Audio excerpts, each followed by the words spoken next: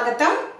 ఈరోజు మనము చేపల పులుసు చేపల వేపుడు చేసుకోబోతున్నాము. రెండు ఎందుకు అంటే ఒక పెద్ద చేప తీసుకోవడం జరిగింది. సో దాన్ని మనము తలకాయ తోక ఫ్రై చేయలేం కాబట్టి పులుసు కూడా చేసేసుకుంటున్నాము. సో ఇవాళ మనకి రెండు రెసిపీస్ అన్నమాట, చేపల పులుసు చేపల కూర. సో నేను ఎలా చేస్తాను చేపల పులుసు చేపల ఫ్రై అనేది ఈరోజు నేను మీకు చూపిస్తున్నాను. చాలా టేస్ట్గా వస్తుంది, ఎప్పుడు బాగా వస్తుంది. ఎప్పట్లాగా ఇవాళ కూడా చాలా బాగా వస్తుందని అనుకుంటున్నాను. మనము అది వండుకోబోయే ముందు మీలో ఎవరైనా ఇంతవరకు నా ఛానల్ సబ్స్క్రైబ్ చేసుకున్నట్టయితే వెంటనే సబ్స్క్రైబ్ చేసుకోండి. సబ్స్క్రైబ్ చేసుకొని బెల్ ఐకాన్ క్లిక్ చేస్తే నేను వీడియో పెట్టగానే మీకు వచ్చేస్తుంది. ఈ వీడియో మీకు నచ్చితే తప్పకుండా లైక్ చేయండి, మీ ఫ్రెండ్స్ అండ్ రిలేటివ్స్తో షేర్ చేసుకోండి. ఈరోజైతే మనము ఈ రెండు రెసిపీస్ చూసేద్దాము. షేర్ చేయడం అసలు మర్చిపోద్దు, లైక్ చేయడం అసలు మర్చిపోద్దు, ఓకేనా? ఇప్పుడైతే మనం ఈ రెసిపీస్ ఎలా తయారు చేసుకుంటామో చూద్దాము. చేపల పులుసు చేపల కూర, పదండి వీడియోలోకి. ఇక్కడ మనము ముందుగా చేపల వేపుడు చేసుకుందాము. దాని తర్వాత వచ్చేసి చేపల పులుసు చేసుకుందాం. అయితే చేపల వేపుడు చేసుకోవడానికి ముందుగా ఒక బౌల్ పెట్టుకొని అందులో కొద్దిగా పసుపు, ఒక 2.5 స్పూన్ల కారం, అలాగే సరిపడినంత ఉప్పు. నాదైతే మీకు చెప్పాను కదా, రాక్ సాల్ట్ అని, అందుకనే కొంచెం ఎక్కువ పట్టింది. ఇప్పుడు ఇందులో కొద్దిగా అల్లం వెల్లిగడ్డ పేస్ట్, దాని తర్వాత కొద్దిగా మిరియాల పొడి ఘాటు కోసం వేశాను. దాని తర్వాత ధనియాల పొడి ఒక 1/2 స్పూన్, దాని తర్వాత చాలా కొద్దిగా గరం మసాలా. దీంతో మంచి టేస్ట్ వస్తుంది చేపల వేపుడుకు, అందుకనే వేశాను. ఇందులో మనము పెరుగు ఏమీ వేయట్లేదు కాబట్టి కొద్దిగా ఆయిల్ వేస్తున్నాను. వేపుడు మంచిగా రావడం కోసం మనం పెరుగు వాడట్లేదు. సో ఒక 2 స్పూన్ల ఆయిల్ వేసుకొని ఈ మిశ్రమం అంతా బాగా కలుపుకోవాలి. ఇదంతా బాగా కలుపుకున్న తర్వాత మనము ముందుగా కడిగి పెట్టుకున్న చేప ముక్కల్ని ఇందులో వేసుకుందాము. నేనైతే చేపల్ని దొడ్డు ఉప్పు ఇంకా నిమ్మకాయ వేసి కడిగాను, ఎందుకంటే దాంట్లో కౌసు వాసన మొత్తం పోతుంది అట్లా చేయడం వల్ల. అందుకని ఆ రకంగా మంచిగా కడిగేసుకొని వాటిని పక్కన పెట్టుకుంటే వాటిలో ఉన్న తడి అంతా పోతుంది, నీళ్ళన్నీ పోయి చేప ముక్కలు మంచిగా ఉంటాయి. ఇప్పుడైతే మనం ముందుగా తయారు చేసి పెట్టుకున్న ఈ మిశ్రమంలో చేప ముక్కల్ని వేసి మంచిగా కలిపేసుకొని ప్రతి చేప ముక్కకు 2 వైపులా ఈ కారము మనం ఏదైతే మిశ్రమం తయారు చేసుకున్నామో అది మంచిగా వరిలాగా అంటించాలి. అప్పుడే మనకి ఫ్రై చేసినప్పుడు ముక్కలు టేస్ట్ బాగా వస్తాయి. ఒక ముక్కకు అంటి ఇంకొక ముక్కకు అంటకుండా ఉన్నట్లయితే మనకి ఆ ఫ్రై అంతగా టేస్ట్ అనిపించదు. అందుకని చూడండి, నేను ఇక్కడ ప్రతి ముక్కకు బాగా అంటేలాగా అది నేను బాగా కలుపుకుంటున్నాను. ఇదంతా ఒకసారి ఇలా బాగా కలిపేసుకోవాల్సి ఉంటుంది.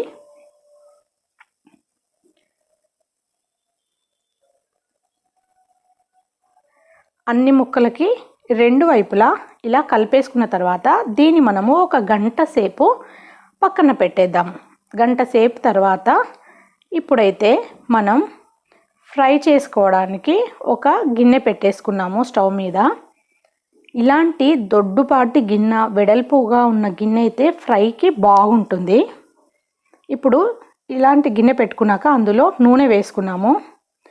నూనె అన్ని వైపులా సమానంగా ఉండేలాగా ఒకసారి తిప్పుకొని ఇప్పుడైతే మనము కలిపేసుకొని పెట్టుకున్న ఈ చేప ముక్కల్ని దీంట్లో పెట్టేస్తున్నాము.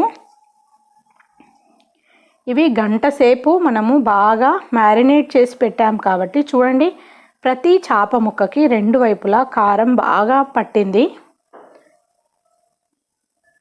పట్టి అవి ఎంత చక్కగా కనిపిస్తున్నాయి.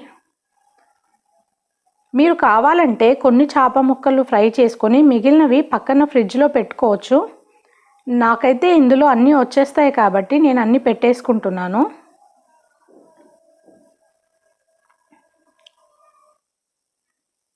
వీటికి నూనె అన్నిటికీ సమానంగా వచ్చేలాగా ఒకసారి చేప ముక్కల్ని తిప్పుకుందాము.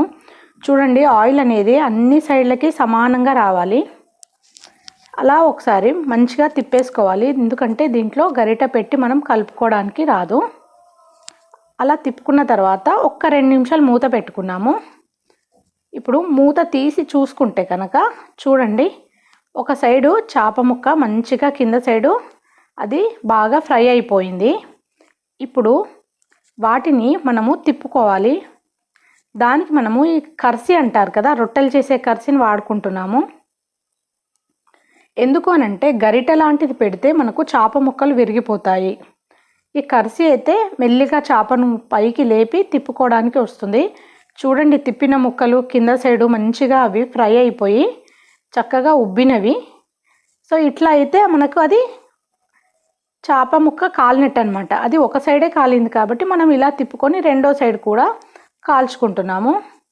చాలా నెమ్మదిగా ఇరిగిపోకుండా ముక్క ఎటు అస్సలు మెల్లిగా తిప్పుకోవాలి, ఎందుకంటే ముక్కలు ఇరిగిపోతే అస్సలు బాగుండదు చూడడానికి. ఇప్పుడు ఒకసారి ఇలా తిప్పేసుకున్న తర్వాత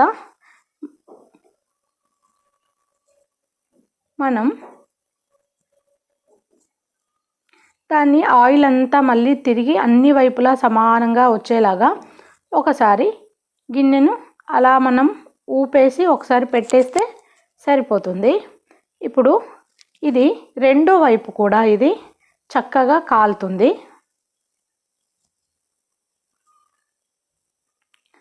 చూడండి, ఓన్లీ ఆయిల్లోనే చేప ముక్క ఎంత బాగా ఫ్రై అవుతుందో. దీనిపైన మూత పెట్టి 1 నిమిషం లేదా 2 నిమిషాల పాటు పెడితే సరిపోతుంది, ఎక్కువసేపు అవసరం లేదు. తర్వాత వాటిని మనము బౌగనని బట్టతో పట్టుకొని ఇలా తిప్పుకోవాల్సి ఉంటుంది. ఇప్పుడైతే ఇంకా ఇది రెండు వైపులా అయిపోయింది. స్టవ్ ఆఫ్ చేసేసుకొని కొత్తిమీర జల్లేసుకుందాము. దీంట్లో ఒక సగం నిమ్మకాయ ముక్క, అన్నిటి ముక్కలపైన ఒక్కొక్క చుక్క పడేలాగా ఒక సగం నిమ్మకాయ ముక్క అయితే సరిపోతుంది. అట్లా నిమ్మకాయ పిండేసుకుందాము. నిమ్మకాయ పిండడం వల్ల చేప ఫ్రైకి చాలా మంచి టేస్ట్ అయితే వచ్చేస్తుంది. సో ఇప్పుడైతే మనకి చేపల ఫ్రై అయితే రెడీ అయిపోయింది. ఇక మనం దీన్ని సర్వింగ్ గిన్నెలోకి తీసుకుంటే చూడండి, ఎంత యమ్మీ అండ్ వెరీ టేస్టీ చేపల ఫ్రై అయితే మనకు రెడీ అయిపోయింది. చూస్తేనే నోరు ఊరిపోతుంది కదండి. ఇప్పుడు దీని తర్వాత మనము చేపల పులుసు కోసం రెడీ చేసుకుందాము. దానికోసం మనము ఈ మిగిలిన తలకాయ, తోక అవేవైతే ఉంటాయో వాటిని ఒక గిన్నెలోకి వేసేసుకొని కొంచెం ఉప్పు, దానిలో సరిపడా కారము, సరిపడినంత ఉప్పు, కొద్దిగా అల్లం వెల్లిగడ్డ పేస్ట్ వేసుకున్నాము. వేసుకొని ఇక్కడ కూడా మనము ఈ ముక్కలన్నిటికీ ఈ ఉప్పు కారము ఇవన్నీ బాగా పట్టేలాగా ఒక్కసారి కలిపేసుకుందాము. ఎందుకంటే మనకు ఈ చేపలకు ఇవన్నీ కలిపితేనే టేస్ట్ బాగా వస్తుంది. ఇట్లా కలుపుకున్న వీటిని మనము కొద్దిసేపు అంటే ఒక అరగంట సేపు పక్కన పెడితే ఈ ముక్కలకు ఉప్పు కారం బాగా పట్టి అవి టేస్ట్ బాగా వస్తాయి. సో ఇప్పుడైతే దీన్ని పక్కన పెట్టేసుకుందాము. ఇప్పుడు మనము స్టవ్ మీద ఒక గిన్నె పెట్టుకొని కొద్దిగా ఆయిల్ వేసుకొని అందులో మనము ఆవాలు వేసుకున్నాము. ఆవాలు, ఒక ఎండుమిరపకాయ సుంచేసుకున్నాము. సో ఆవాలు చిటపటమంటుండగా మనము తరిగి పెట్టుకున్న ఉల్లిగడ్డలు వేసేసుకుందాము. దీంట్లో నేను 2 ఉల్లిగడ్డలు తీసుకున్నాను, ఎందుకంటే పులుసు మంచిగా చిక్కగా రావడం కోసము. దీంట్లో ఉల్లిపాయలు మగ్గడానికి మనం ఇప్పుడు కొద్దిగా ఉప్పు వేసుకుందాము. ఉప్పు వేసుకొని ఇంకొకసారి కలిపేసుకొని దీనిపైన మూత పెట్టేసుకుందాము. సో ఉల్లిపాయలు మంచిగా మగ్గిపోయినాయి చూడండి. ఇప్పుడు దీంట్లో ఒక 2 పచ్చిమిరపకాయలు మధ్యలోంచి కట్ చేసుకొని వేసుకోవాలి. తర్వాత కరివేపాకు వేసుకోవాలి.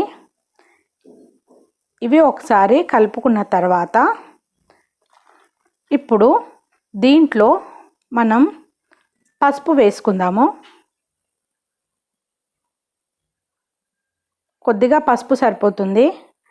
అలాగే కొద్దిగా అల్లం ఎల్లిగడ్డ, ఎందుకంటే ఆల్రెడీ మనము చేప ముక్కల్లో కూడా వేసుకున్నాం కదా పసుపు అల్లం ఎల్లిగడ్డ, అందుకని కొద్దిగానే వేసుకున్నాము. ఇప్పుడు ఇదంతా ఒకసారి బాగా కలిపేసుకున్న తర్వాత ముందుగా మనం కట్ చేసి పెట్టుకున్న ఒక పెద్ద టమాటా తీసుకున్నాను. చాలామంది టమాటా వేయరు, కానీ నేను మాత్రం ఇక్కడ వేస్తాను.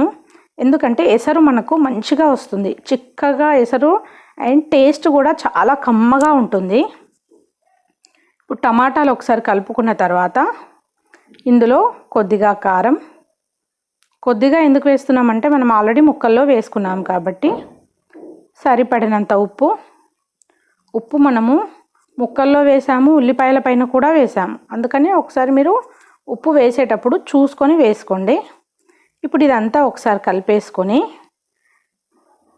దీనిపైన మనము మూత పెట్టేసుకున్నాం అనుకోండి, ఇప్పుడు ఈ టమాటాలు బాగా మగ్గిపోతాయి. చూడండి, ఇప్పుడు మూత తీసి చూస్తే 2 నిమిషాల తర్వాత టమాటాలు అయితే బాగా మగ్గినాయి. ఇదైతే మనము చింతపండు గుజ్జు ఆల్రెడీ మనము తీసి రెడీగా ఫ్రిడ్జ్లో పెట్టుకున్నాము.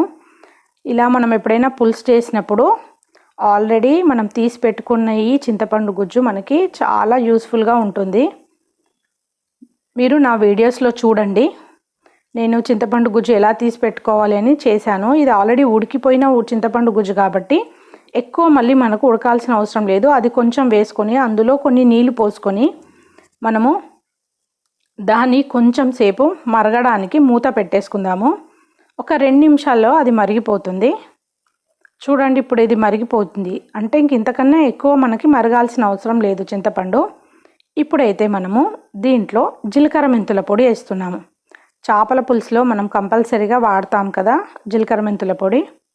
అందులో కొద్దిగా కొబ్బరి పొడి కూడా వేశాను, కొబ్బరి పేస్ట్ వేసాను నేను. ఇప్పుడు ఈ కొబ్బరి పేస్ట్ జీలకర్ర మెంతుల పొడి కొద్దిగా వేసుకున్న తర్వాత మనం ఒక్కసారి కలిపేసుకుందాము. కలుపుకున్న తర్వాత ఇప్పుడు మనం ముందుగా రెడీ చేసి పెట్టుకున్న ఈ చేప ముక్కల్ని దీంట్లో వేసేసుకుందాము. చూసారు కదా, అదొక పెద్ద ఫస్ట్ వేసిన ముక్క, అది తలకాయ. సో తలకాయ, తోక, మనము చేపలో మనము మధ్యలో భాగాలు ఫ్రై చేసుకున్న తర్వాత మిగిలిన ముక్కలు మాత్రమే ఈ పులుసులో వేసేసుకుంటున్నాము. ఇప్పుడు ఈ చేపలు ముక్కలన్నీ దాంట్లో వేసిన తర్వాత అసలు గరిట పెట్టి కలపొద్దండి, అలాగే పెట్టేసి మూత పెట్టేసుకోవాలి. 2 నిమిషాల తర్వాత ఇప్పుడు మనము మూత తీసి చూసుకుంటే కనుక చేపల పులుసు చూడండి ఎంత బాగా వచ్చేసిందో. ఇప్పుడు దీంట్లో అయితే ధనియాల పొడి వేసుకుంటున్నాము. ధనియాల పొడి కొద్దిగా వేసుకొని అందులో మనం కొద్దిగా కొత్తిమీర వేసేసుకుంటే మనకి చేపల పులుసు కూడా రెడీ అయిపోయింది. ఎక్కువగా కలపకూడదండి, చేపల పులుసులో ముక్కలు విరిగిపోతాయి. అందుకని ఒక్కసారి అలా తిప్పుకొని మనము స్టవ్ ఆఫ్ చేసేసుకుందాము.